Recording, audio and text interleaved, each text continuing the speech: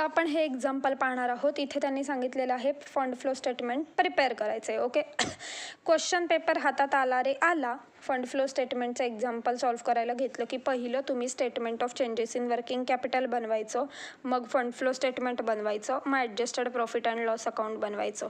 ज्या आयटमला ॲडजस्टमेंट असेल, आता इथे इन्व्हेस्टमेंटला ॲडजस्टमेंट आहे म्हणून मी इन्व्हेस्टमेंट अकाउंट बनवलं.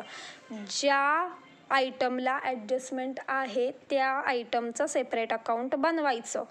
फक्त प्रोव्हिजन फॉर टॅक्सेशन हा असा एकमेव आयटम आहे की ज्याला ॲडजस्टमेंट असू दे किंवा नसू दे त्याचं सेपरेट अकाउंट बनवावंच लागतं.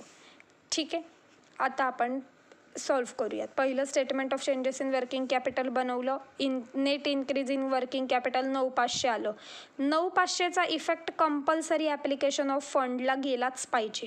आता मी हे तुम्हाला एक्झाम्पल म्हणजे हे जे आहे table statement of changes in working कॅपिटलचं ते एक्सप्लेन करत नाही कारण ते तुम्हाला व्यवस्थित येतं. तरी पण मी त्याच्या 4 एक्झाम्पलचे व्हिडिओ सेपरेट तुम्हाला सेंड केलेले आहेत, तुम्ही चेक करा. ठीक आहे, फक्त एवढंच सांगते. Statement of changes in working कॅपिटलमध्ये net increase in working capital 9,500 आलं रे आलं की त्याचा दुसरा इफेक्ट लगेच ॲप्लिकेशन ऑफ फंडला द्यायचा. इन्क्रीजिंग वर्किंग कॅपिटल 9,500 प्रत्येक एक्झाम्पलला असंच करायचं. Net increase in working capital आलं की त्याचा दुसरा इफेक्ट ॲप्लिकेशन ऑफ फंडमध्ये इन्क्रीजिंग वर्किंग कॅपिटल म्हणून करायचा. ठीक आहे, आता पुढे काय करायचं, 1 बाय 1 आयटम करायचा. इक्विटी शेअर कॅपिटल वाढले. इक्विटी शेअर कॅपिटल वाढलं की सोर्स ऑफ फंडला कितीने वाढलं ते लिहायचं. जनरल रिझर्व वाढलेत. General reserve means general expenses goes to final अकाउंटमध्ये P&L debit side to general reserve कितीने वाढलेत, 5,000ने वाढलेत. ठीक आहे, त्याच्यानंतर प्रॉफिट अँड लॉस अकाउंट आधीच्या इयरची जी 6,000 आहे ती क्रेडिटला लिहायची आणि नंतरच्या इयरचे 7,000 आहेत ते डेबिटला लिहायचे प्रॉफिट अँड लॉस अकाउंटमध्ये. ठीक आहे, त्याच्यानंतर डिबेंचर. आता डिबेंचर इथे डिबेंचर वाढलेले आहेत. म्हणजे पहिलं 15,000 होते, मग 25,000. डिबेंचर वाढले की सोर्स ऑफ फंडमध्ये कितीने वाढलेत ते लिहायचं. ठीक आहे, त्याच्यानंतर क्रेडिटर बिल्स पेबलचं काय करायचं ते तुम्हाला माहिती आहे. त्यात करंट लायबिलिटी येतात. त्या तर statement of changes in working कॅपिटलमध्ये ऑलरेडी आपण लिहिलेले आहेत. त्याच्यानंतर provision for depreciation on machinery. आता डेप्रिसिएशन ऑन मशिनरी कंपल्सरी तुम्हाला माहिती आहे, फायनल अकाउंटमध्ये आपण बनवलेलं आहे. डेप्रिसिएशनचा इफेक्ट कंपल्सरी P&L डेबिटला जातो. दोघांचा डिफरन्स 9,000 आणि 13,000चा डिफरन्स 4,000 डेप्रिसिएशन म्हणून P&Lच्या डेबिटला लिहिलेला आहे.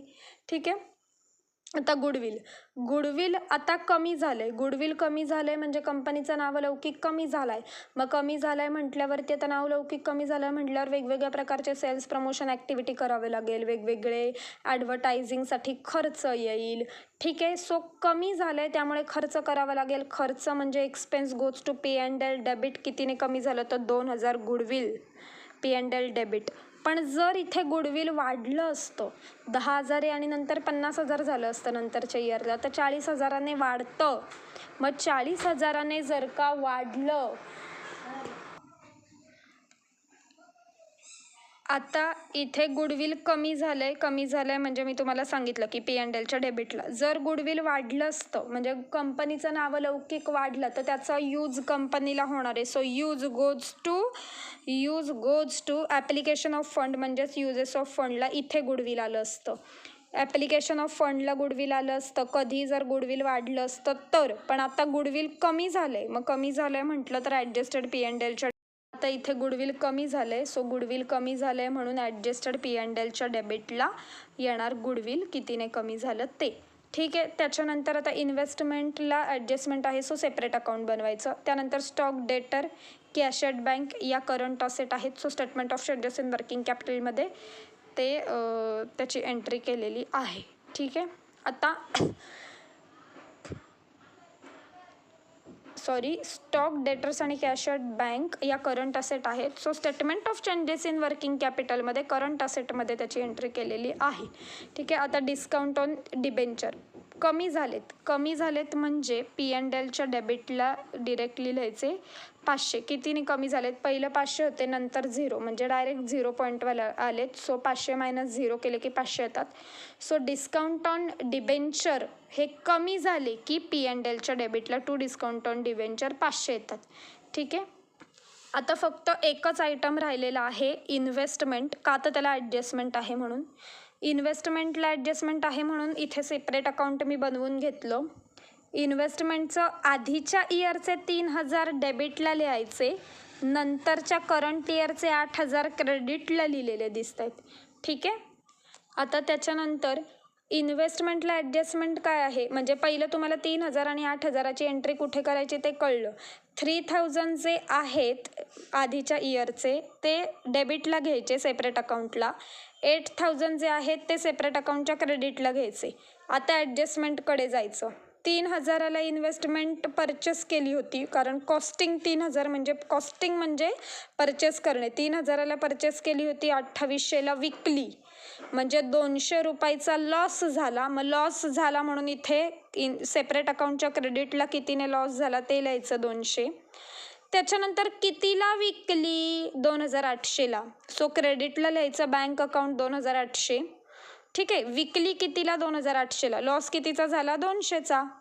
ठीक आहे. त्यानंतर हे 8000 कुठून आलेत तुम्हाला माहिती आहे. हे 8000 कुठून आलेत? तर हे इन्व्हेस्टमेंटचे जे नंतरच्या इयरचे 8000 आहेत ना ते क्रेडिटला लिहिलेले आहेत. आणि हे 3000 कुठून आले? तर इन्व्हेस्टमेंटचे जे आधीचे 3000 आहेत ना आधीच्या इयरचे, हे ते 3000 आहेत. ठीक आहे. आता ह्या तिघांची टोटल आहे ते 11000. इथे फक्त 3000च आहेत. सो ही जी साईड आहे ही इथे 8000 कमी आहे. सो बॅलन्सिंग फिगर 8000 आली. ठीक आहे. आता इन्व्हेस्टमेंट अकाउंट टॅली झालेलं आहे. फक्त काय केलं, ह्या तिघांची टोटल घेतली 11000. इथं फक्त 3000 होते, इथे 8000 कमी होते इथे या पॉईंटला. सो इथे 8000 लिहिले. आता इन्व्हेस्टमेंट अकाउंट 11000ने टॅली झालेलं आहे. ओके. आता फक्त ही जी बॅलन्सिंग फिगर आहे ना, ही बॅलन्सिंग फिगर 8000 आलेली, ही बॅलन्सिंग फिगर जर क्रेडिटला आली असती तर आपण सोर्सला 8000 लिहिले असते. पण सेपरेट इन्व्हेस्टमेंट अकाउंट जे बनवलं आहे त्याच्या डेबिटला म्हणजे लेफ्टला बॅलन्सिंग फिगर 8000 आली आहे. सो या 8000चा इफेक्ट इथे ॲप्लिकेशनला येणार 8000. पण हीच जर बॅलन्सिंग फिगर 8000 म्हणजे ही जी 8000 आहे ही इथं क्रेडिटला आली असती ना 8000, तर ह्याचा इफेक्ट सोर्स ऑफ फंडला गेला असता.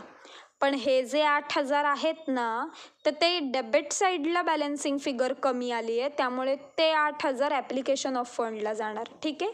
आता 200 रुपयाचा लॉस झालाय, कारण परचेस केले इन्व्हेस्टमेंट 3000ला, विकली 2800चा. 200चा लॉस म्हणजे खर्च goes to P&L debit side. हे पहा 200. त्याच्यानंतर विकली कितीला होती? 2800ला विकली होती, 2800ला विकली. वस्तू ज्या विकलेल्या असतात त्या सोर्स ऑफ फंडमध्ये लिहितात आणि वस्तू ज्या परचेस केलेल्या असतात त्या इकडे लिहितात. आता 8000 कुठून आले तुम्हाला सांगितलंय मी. इथली बॅलन्सिंग फिगर जी 8000 आहे ही डेबिटला आली आहे म्हणून ॲप्लिकेशनला लिहिली. हे 8000 जर का इकडे आले असते तर मी ते सोर्सला लिहिले असते. आता 3000ला परचेस केली, 2800ला विकली, 200 लॉस आला, तो 200 लॉस इथं पण दिला सेपरेट अकाउंटच्या क्रेडिटला आणि P&Lच्या डेबिटला पण 200 लिहिला. त्याच्यानंतर विकली 2800ला, त्यामुळे सोर्स ऑफ फंडमध्ये विकलेल्या गोष्टी लिहितात. Sale of investment 2800. ओके. बास, इन्व्हेस्टमेंटची ॲडजस्टमेंट एवढीच होती. ठीक आहे. आता नेक्स्ट ॲडजस्टमेंट आहे, a new machine was purchase 13000. Machinery purchase केली की ॲप्लिकेशनला लिहायचं, का आता यूज होणार आहे कंपनीला. सेल केली, इन्व्हेस्टमेंट सेल केली होती 2800. कितीला सेल केली? 2800, म्हणून सोर्सला लिहिली. आता इथं मशिनरी परचेस केली आहे 13000ला, म्हणून ॲप्लिकेशनमध्ये परचेस ऑफ मशिनरी 13000 लिहायचे. ठीक आहे. एकच गोष्ट लक्षात ठेवायची, इन्क्रीज इन वर्किंग कॅपिटलचे 9500 आले रे आले की ते ॲप्लिकेशन ऑफ फंडमध्ये 9500चा सेपरेट इफेक्ट, सेकंड इफेक्ट. एकच गोष्ट लक्षात ठेवायची की statement of changes in working capital बनवलं ना की net increase in working capital 9500 आल्या रे आला की त्याचा second effect compulsory application of फंडला द्यायचा 9500. ठीक आहे. आता पहिल्यांदा आपण ॲडजस्टेड P&L अकाउंट टॅली करायचं. आता ह्या सगळ्याची टोटल येते 18700. इथं फक्त 6,000 आहे, मग इथे या साईडला कितीने कमी आहे? 12,700ने. कसं कळलं? 18,700मधून हे जे 6,000 आहे हे मायनस केलं की 12,700 इथं कमी आहे. मग हे जे 12,700 इथे आलेत ना, हे डायरेक्टली सोर्सला घ्यायचे. जर बॅलन्सिंग फिगर इथं कमी असती तर ॲप्लिकेशनला घेतले असते, पण ॲडजस्टेड P&Lची क्रेडिट बाजू कमी आहे 12,700नी, म्हणून ते 12,700 सोर्स ऑफ फंडला लिहायचे फंड फ्रॉम ऑपरेशन नावाने. आणि मग त्याच्यानंतर काय करायचं? याची टोटल घ्यायची 30,500, ह्याची टोटल ऑटोमॅटिकली 30,500 येईल. परत एकदा फक्त एवढं ऐका. काय करायचं? पहिले लेफ्टची टोटल घ्यायची P&Lची, ती आली 18,700.